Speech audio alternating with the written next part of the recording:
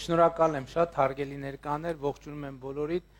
եւ շնորհակալություն եմ հայտնում այս հնարավորության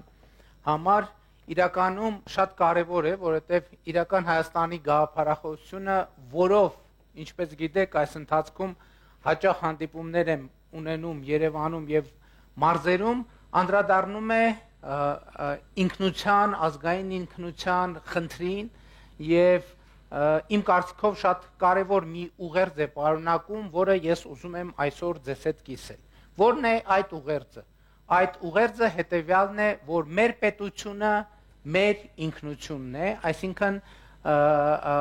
խնդիրը եւ հարցը եւ թեզը, որը մենք առաջնորդում ենք կամ որը առաջարկում ենք, հետեւյալն է, որ ինքնությունը կապված է եւ կախված է պետությունից եւ պետականությունից։ Տվյալ դեպքում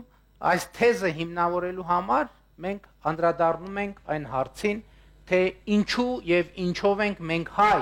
եւ մեր ընկալման մեջ որոնք են այն առանձնահատկությունները, որոնք կանխորոշում են այսօր կամ նախորդող շրջանում մեր հայ լինելը։ Այսինքն կանխորոշում են մեր ազգային ինքնությունը։ Եվ այդտեղ երեք հիմնական բաղադրիչ եմ ես առանձնացրել։ Առաջինը քրիստոնեությունը, երկրորդը հայ առաքելական եկեղեցին եւ երրորդը հայոց գրերը, որոնցով արտահայտվում է մեր լեզուն։ Հիմա կարող է բնական եւ տրամաբանական հարց հնչել, ինչ կապ ունի, ես տեսեք, ասցի հայ քրիստոնեությունը, հայ առաքելական եկեղեցին եւ հայոց գրերը։ Եվ այդ երեք հիմնասյուների մեջ չնշեցի պետությունը։ Հետեւաբար արդյոք հակասություն չկա իմ առաջին եւ երկրորդ ասացի մեջ, ընդհակառակը իմ արձանագրումն այն է, որ իմ երկրորդ թվարկմամբ հիմնավորում է ասածը։ Ինչու՞, որովհետեւ իմ կարծիքով մենք չենք նկատում մի կարևոր առանձնահատկություն։ Ընդ որում ես իմ բոլոր վերջին շրջանի բանախոսություններում ասում եմ, որ իմ բանախոսությունները ունեն հռչակված, այսինքն հայտարարված եւ թաքնված վերնագիր եւ միշտ բոլոր դեպքերում այդ թաքնված վերնագիրը ես արտահայտում եմ հետեւյալ կերպ, այսինքն եթե հայտարարված վերնագիրը իմ բանախոսության իրական Հայաստանի գաղափարախոսությունն է, թաքնված վերնագիրը վերցված է նոր կտակարանից, Մատթեոսի ավետարանից, որտեղ ասվում է՝ պիտի նայեք եւ պիտի չտեսնեք, պիտի լսեք եւ պիտի չիմանաք։ Հիմա ինչ կապ ունի իմ ասածի հետ։ Իսկ կապը հետեւյալն է, որ ամբողջ խնդիրն ու առանձնահատկությունն այն է, որ եւ քրիստոնեությունը եւ հայ առաքելական եկեղեցին եւ գրերը մենք ըստ էության ձեռք ենք բերել պետականության գոյության պայմաններում, պետականության շնորհիվ եւ պետական որոշումներով։ Ինչու ենք մենք քրիստոնյա։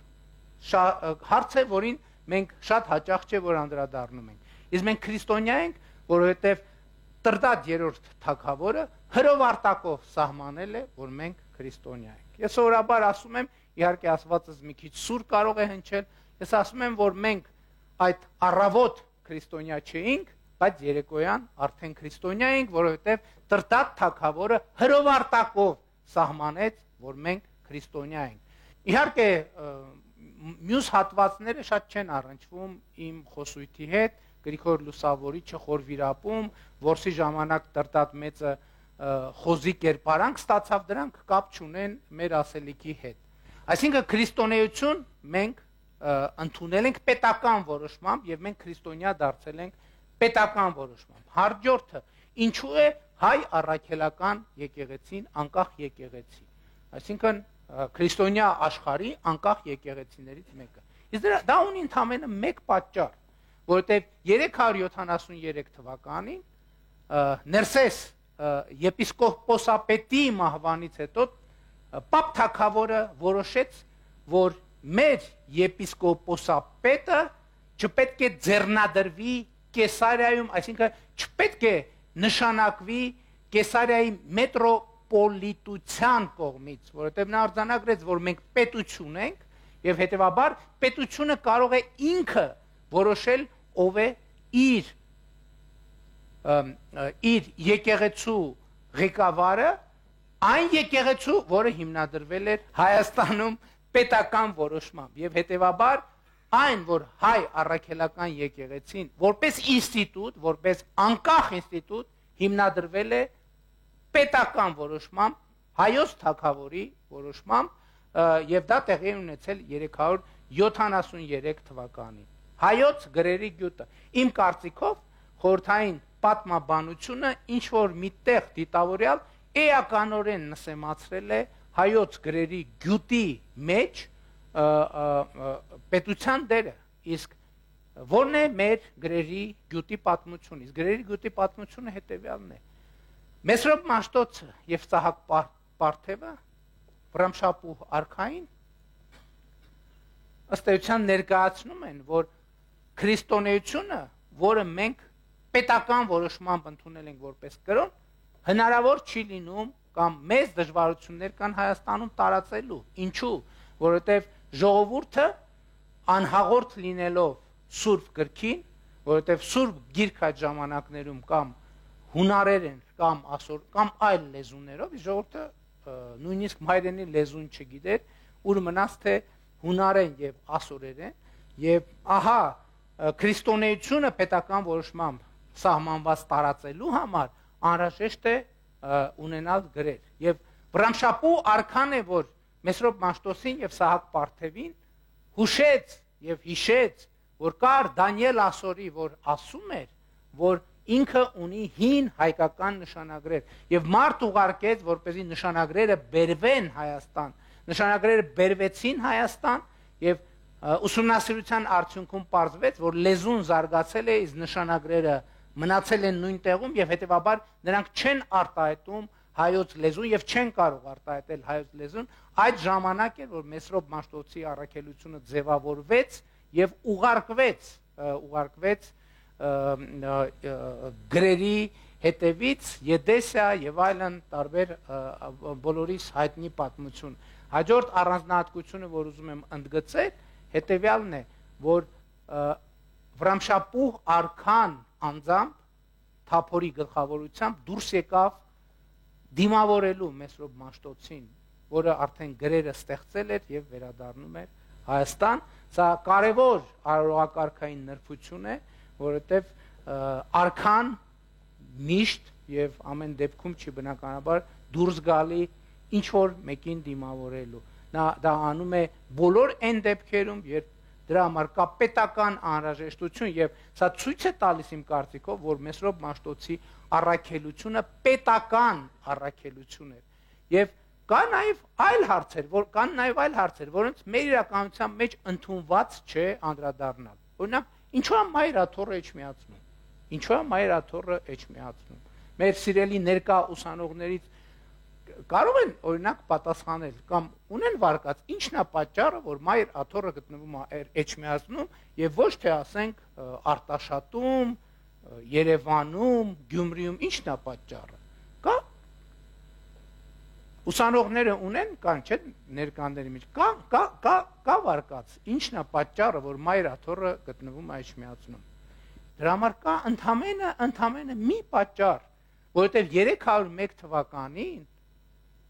Հայաստանի մայրաքաղաքը Վաղարշապատն էր։ Այսինքն միայն Վաղարշապատի մայրաքաղաք լինելու հանգամանքն է պայմանավորում Մայր Աթոռի էջմիածնում լինելը, էջմիածինը իմիջայլոց Մայր Աթոռի կառուցման վայրն է, որ համաձայն ավանդության տիրոջ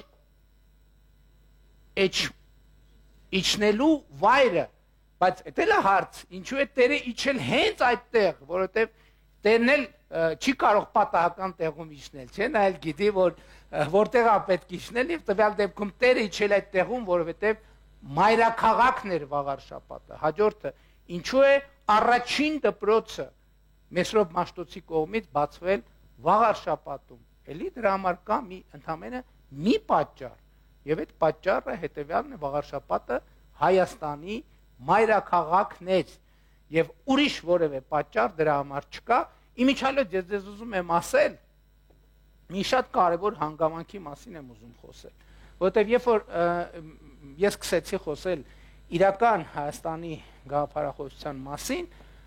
շատ քննադատություններ հնչեցին, թե ահա այս կառավարությունը,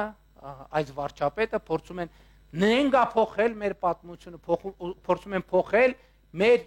ինքնությունը եւ այլն եւ այդպես շարունակ։ Այն ինչ քիչ առաջ ես ձեզ ասացի, այդ բոլորը ես բնականաբար ոչ մի նոր պատմական փաստ չեմ ոչ միայն հորինել, այլև ինքս չեմ հայտնաբերել, բարեբախտաբար թե դժբախտաբար չգիտեմ, եւ բոլոր այն փաստերը, ինչի մասին ես ասեցի, ես նույնիսկ այստեղ էջերը նշել եմ, որ եթե հանկարծ հարց ծագի, ինչքանով են այդ պատմական փաստերը հավաստի, բոլորը բերված են այս գրքից։ Հայոց պատմություն, ակադեմիական հրատարակություն 2018 ճիշտ է թվական, բայց այս գիրքը հարցված էր տպագրել մինչև իմ վարչապետ դառնալը եւ հետեւաբար որևէ կերպ իմ ազդեցությունը այս գրքի հրապարակման ել չեմ ասում, որ մեր հարգելի պատմաբանական հանրության վրա ով ասես ազդեցություն ունի բացի Հայաստանի Հանրապետության կառավարությունից, որովհետեւ Հայաստանի Հանրապետությունը ժողովրդավարական պետություն է եւ մենք նման խնդիրներ մեր առաջ ընդհանրապես չենք դնում։ Եվ բայց այս գրքում ինչ է գրած, կարևորը այս գրքում արձանագրված է, որ գրերը ստեղծվել են հայոց արքայի հովանավորությամբ, որ դպրոցները բացվել են հայոց արքայի վռամշապու արքայի հովանավորությամբ եւ այլն, այսինքն ինչ ես շարադրեցի բացարձակապես ակադեմիական հրատարակված պատմության գրքերից են։ Բայց կա նաեւ մի հատ շատ ուրիշ եւ կարեւոր հարց։ Ես խոսեցի 301 թվականին ծավալված եւ դրան հաջորդած իրադարձությունների մասին։ Իսկ հարց 301 թվականից առաջ մենք ունեցել ենք ինքնություն, թե չենք ունեցել։ 301 թվականը արդյոք մենք կարող ենք ասել, որ 301 թվականը այն տարին է, որից հետո մենք կամ դարձանք կամ սկսեցինք կոչվել հայ։ 301 թվականից առաջ արդյոք մենք կոչվել ենք հայ, արդյոք ունեցել ենք ազգային ինքնություն։ Իհարկե ունեցել ենք։ Բա հիմա եթե մեր երեք հիմնասյուները ոչ գրերը, ոչ հայ առաքելական եկեղեցին, ոչ քրիստոնեությունը չեն եղել, բա ինչ է դա կապված մեր ինքնություն։ Բա մենք ինչի հաշվին ենք կոչվել հայ։ Ինչի հաշվին ենք, բարձա մենք հայ առաջին հերթին մենք խոսում ենք էթնիկ խմբի մասին, բայց էթնիկ խումբը իմիջայլոց այս ակադեմիական հրատարակության առաջին հատորի առաջին գիրքը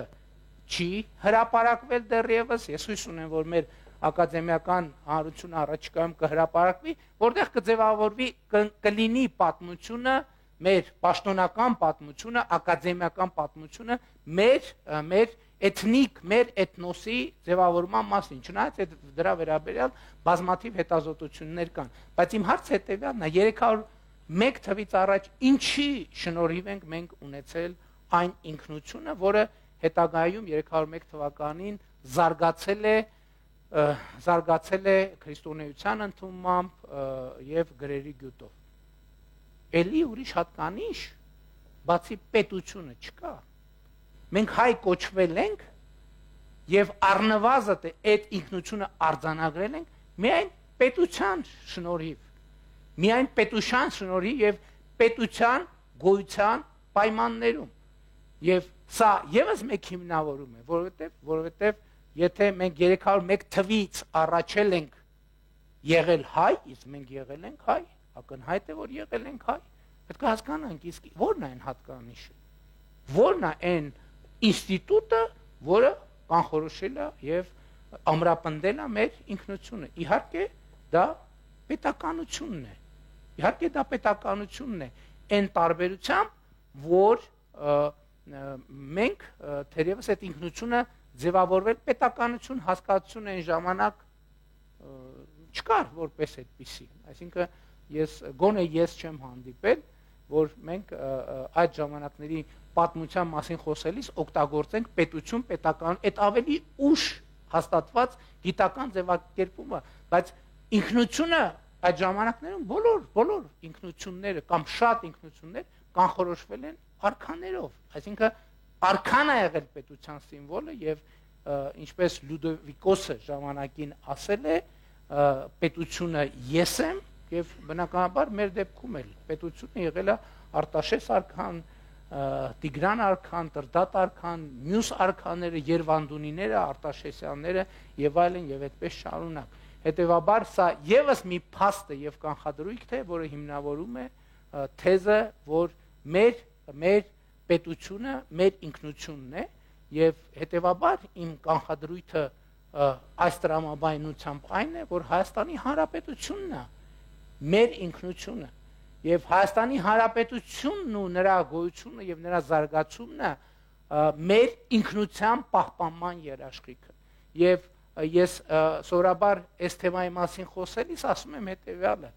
այս թեզի ճշգրտությունը ապացուցելու համար մենք պետք է դիտարկենք սփյուռքը ես անընդհատ խոսում եմ այո շատ պարզ է որ շատ ցավոտ է Հայաստանից արտագաղթը